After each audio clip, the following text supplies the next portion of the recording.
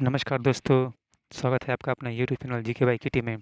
आइए आज हम जीके का महत्वपूर्ण क्वेश्चन करते हैं जो सभी परीक्षा में बहुत महत्वपूर्ण है।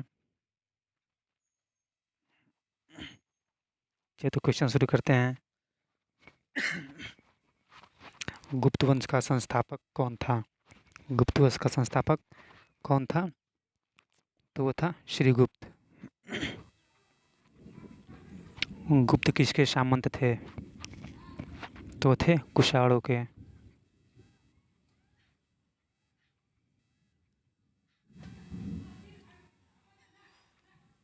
गुप्त वंश के किस शासक ने सर्वप्रथम महाधिराज की उपाधि धारण की?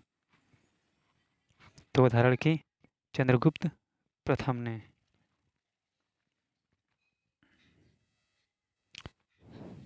सूची 1 को सूची 2 से सम्मिलित कीजिए।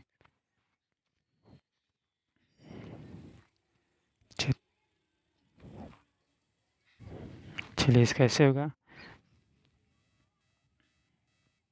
इसका ऑप्शन ए होगा। आप देख लीजिएगा, नीचे हो गया पेज वाला। चलिए अगला क्वेश्चन करते हैं। गुप्त शासन के दौरान निम्नलिखित में से ऐसा व्यक्ति कौन था जो एक महान खगोल विज्ञानी और गणितज्ञ था? नहीं, वो कौन था जिसके पास खगोल विज्ञान और गणित दोनों का ज्ञान था? तो वो था आर्यभट्ट। गुप्त शासकों की सरकारी भाषा थी या दरबारी भाषा थी? तो वो थी संस्कृत। इतिहासकार वी.ए. स्मिथ ने किसकी विजयों से प्रभावित होकर उसे भारत का नेपोलियन कहकर पुकारा? तो पुकारा समुद्रगुप्त को। गुप्त वंश का वह राजा कौन था जिसने होड़ों को भारत पर आक्रमण करने से रोका? तो वो था स्कंदगुप्त।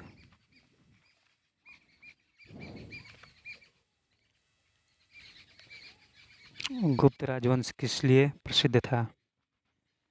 तो वो प्रसिद्ध था कला एवं स्थापत्य के लिए। अजंता कलाकृतियाँ किससे संबंधित हैं? तो वो संबंधित है गुप्त काल से, या फ्रेंच काल होगा, गुप्त काल से। कुछ विद्वानों के अनुसार कवि कालिदास किसके राजकवि थे? तो राजकवि थे चंद्रगुप्त द्वितीय यानी विक्रमादित्य के। अजंता चित्रकारी व विषय वस्तु निम्नलिखित में से किससे संबंधित है? तो वो संबंधित है बौद्ध धर्म से। उत्तर गुप्त युग में जो विश्वविद्यालय प्रसिद्ध हुआ वह विद्यालय कौन सा था? यानी उस विश्वविद्यालय का नाम बताइए। तो वो था नालंदा विश्वविद्यालय। एरड़ अभिलेख का संबंध किस शासक से है? तो वो है भानुगुप्त से। फायान किसके शासनकाल में भारत आया था?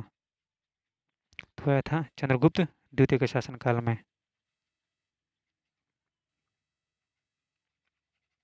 भारतीय संस्कृति का स्वर्ण युग गोल्डन एज था, कौन सा काल था? तो वो था गुप्त काल। फायान कहाँ का निवासी था?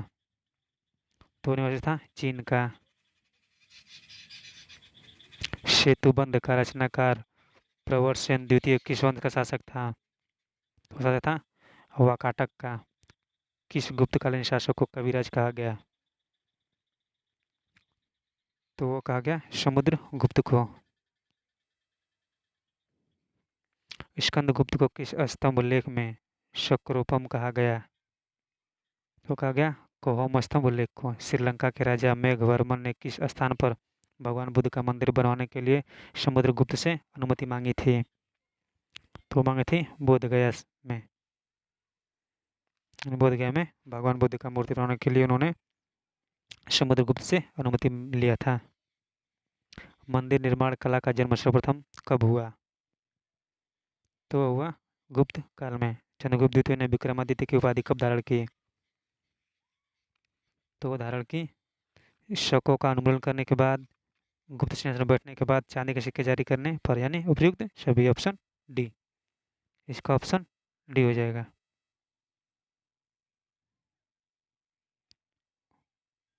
दोस्तों इसका डी नहीं होगा, इसका ऑप्शन ए होगा। चंद्रगुप्त द्वितीय ने विक्रमादित्य की उपाधि कब धारण की थी? वो धारण की शकों का उन्मूलन करने के बाद, यानी ऑप्शन ए। तो इसका ऑप्शन है या डी नहीं होगा, इसका ऑप्शन है, तो देख लीजिएगा। गुप्त काल के सर्वाधिक लोकप्रिय देवता कौन थे? तो वो थे विष्णु। चंद्रगुप्त द्वितीय ने अपनी किसी विजय की खुशी में चांदी के विशेष सिक्के जारी किए? तो जारी किए शकों को पराजित करने के बाद। महरौली यानी दिल्ली स्थित लौह स्तंभ का निर्माण किस सदी में हुआ? तो हुआ चतुर्थ सदी में। फायान और यानसांग ने किस राज्यों को देखा? ने किन के राज्यों को देखा? बीच में डैश है, वहाँ पर क्या होगा? तो होगा चंद्रगुप्त, विक्रमादित्य एवं हर्षवर्धन, क्रमशः इनके राज्य को देखा। धन्वंतरी थे। धन्वंतरी क्या थे? तो चंद्रगुप्त विक्रमादित्य के दरबार के नवरत्न में से एक जो प्रसिद्ध चिकित्सक थे, यानी वो डॉक्टर थे। गुप्तकालीन शासन प्रणाली किस प्रकार की थी? वो थी राजतंत्रात्मक। फायान द्वारा रचित ग्रंथ फोकुउकी में निम्न में से किसका विवरण नहीं मिलता है? तो है बौद्ध धर्म के सिद्धांतों।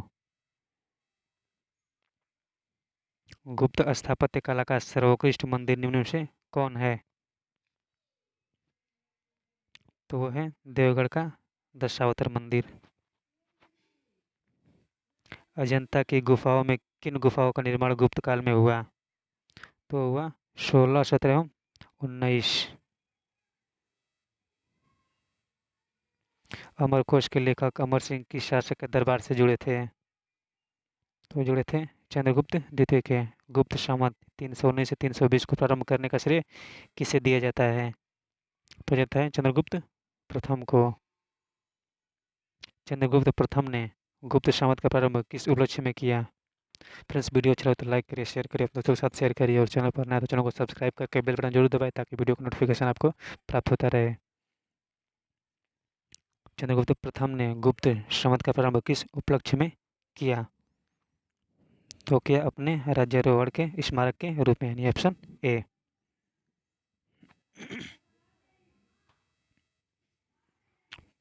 प्रयाग प्रशस्ति अभिलेख का लेखक हरिशेन किस शासक का दरबारी कवि था?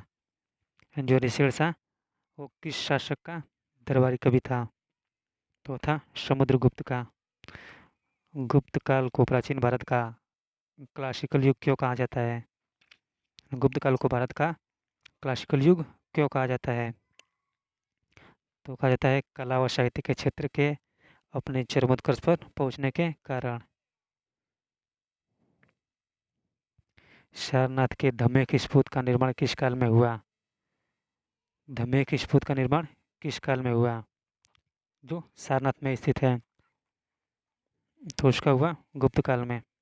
गुप्त काल की सोने की मुद्रा को कहा जाता था? सोने की मुद्रा को दिनार कहा जाता था। कुमार संभव महाकाव्य किस कवि ने लिखा है? तो लिखा है कालिदास ने।